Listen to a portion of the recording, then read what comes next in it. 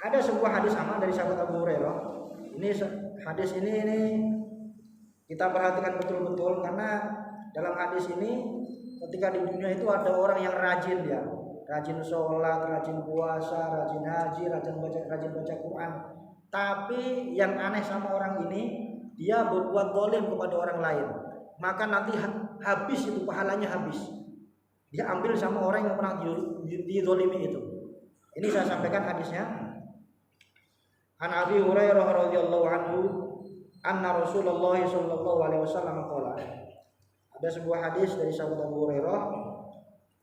Sesungguhnya Rasulullah sallallahu alaihi wasallam beliau bersabda, Rasulullah bertanya kepada para sahabat, "Atadruna mal muflis?" Para sahabat-sahabatku, apakah kalian tahu siapa orang yang muflis itu? Siapa orang yang bangkrut? Ya. Kalau bangkrut ini biasanya orang-orang mikirnya ke materi.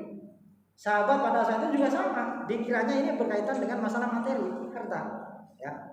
Rasul bertanya, siapa yang tahu di antara kalian siapa orang yang muflis itu? Siapa orang yang rugi? Siapa orang yang bangkrut? Qalu, para sahabat menjawab, al-muflisu fina man la dirham lahu wa la mata.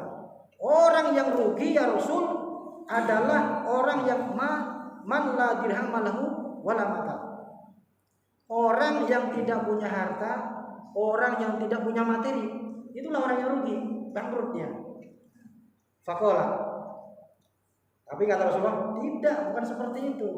Yang saya maksud orang yang rugi, orang yang bangkrut di akhirat nanti adalah innal muflisa min ummati ya'ti yaumal qiyamati bi sholatin wa siyamin wa zakatin wa ya'ti qad syatama hadza wa qadafa hadza wa akala mala hadza wa safaka dama hadza wa daraba hadza fa yu'ta hadza min hasanatihi wa hadza min hasanatihi fa in fani hasanatu qabla ayyuqda ma alayhi ukhidha min khotoyahu wa turiyat alayhi summa tuhafidna.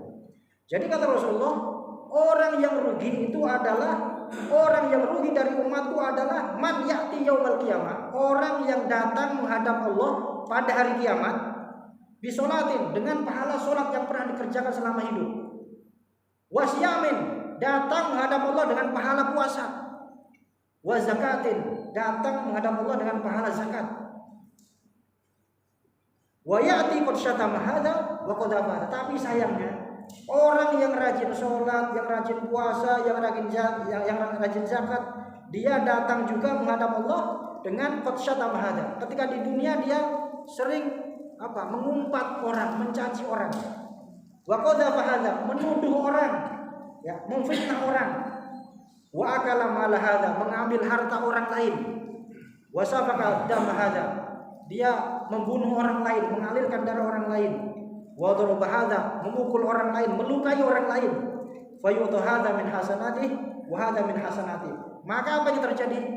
Orang yang tadi datang menghadap Allah dengan pahala sholat, dengan pahala puasa, dengan pahala zakat, ya, dengan pahala yang lain, tapi ketika dia di dunia pernah mendolimi orang, pernah memfitnah orang, pernah menyakiti orang, ini semuanya berkaitan dengan hakul adami, bukan hakullah.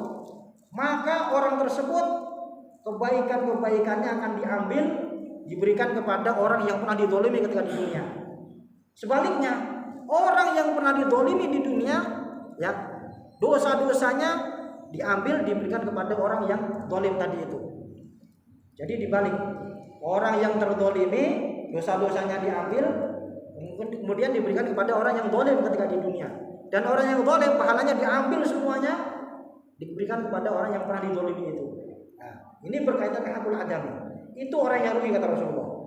Wa daraba hadza fa yu'ta hadza min hasanati wa hadza min hasanati fa in faniyat hasanatu. Kemudian ketika pahalanya sudah habis, pahala orang yang rajin sholat tadi, pahala yang rajin yang rajin puasa tadi sudah habis semuanya, maka sebelum itu diputuskan oleh Allah sudah habis semua, ternyata wa hadza ukhidha min khotoyahu faturat ali subhanahu. Maka yang terjadi apa?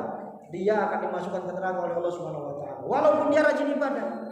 Makanya sebenarnya ketika seseorang itu dia benar sholatnya, maka insya Allah dia akan terjaga perilakunya. Rasul mengatakan, Allah mengatakan dalam firman-Nya, inna sholata tanha 'anil fahsya'i wal munkar. Salat itu seandainya apabila dikerjakan dengan benar, yang sesuai dengan syarat rukunnya, kemudian juga sesuai dengan apa yang dimaksudkan oleh Allah Subhanahu wa taala, ya khusyuknya dan yang lainnya, maka insya Allah dia akan bisa mencegah perbuatan dari mungkar dan juga dari maksiat. Nah, ini tadi hadis yang tadi ini saya sampaikan, ini sebagai pengingat buat kita. Kita ini yang namanya orang hidup, orang yang bermuamalah dengan orang lain, tentunya kita sering bergesekan dengan orang. Maka bagaimana kita menjaga jangan sampai kita ini melukai orang lain. Kalaupun itu terjadi, segera kita minta maaf kepada orang tersebut. Tidak usah malu. Kalau memang kita salah, kita sampaikan, kita minta maaf. Daripada nanti ketika sudah menghadap Allah, ternyata orang itu tidak ridho yang kita zalimi itu, maka kita akan bermasalah, habis pahala kita diambil, dan dosa orang tersebut akan ditumpukan kepada orang yang berbuat zalim tadi itu. Ini sebagai pengingat buat kita bahwa kita hidup ini tidak hanya berurusan dengan Allah Subhanahu wa taala, tapi kita juga berurusan dengan orang lain. Maka bagaimana dua-duanya ini kita lakukan dengan baik. Kita beribadah dengan dengan Allah juga dengan baik. Kita juga bermuamalah, beraktivitas, bergaul dengan orang juga dengan baik. Maka sampai Rasulullah mengatakan apa? Kalau kita tidak bisa berbicara yang baik, maka sebaiknya lebih baik diam saja. Falyaqul khairan aw liyasmut. Ya. Karena apalagi ini namanya mulut ini kan, ya kadang itu gampang sekali lah terpeleset itu. Ya. Jadi daripada kita ngomongin orang, mending kita tadi itu istighfar, mending kita sholawat, mending kita tasbih, baca subhanallah dan yang lain-lain. Kalau kita sudah disibukkan dengan itu, insya Allah kita tidak akan sempat untuk mengoreksi orang lain. Kita koreksi aja diri kita. Rasul aja sudah diampuni oleh Allah, beliau masih minta ampun setiap hari paling tidak 70 kali. Ini baru satu riwayat.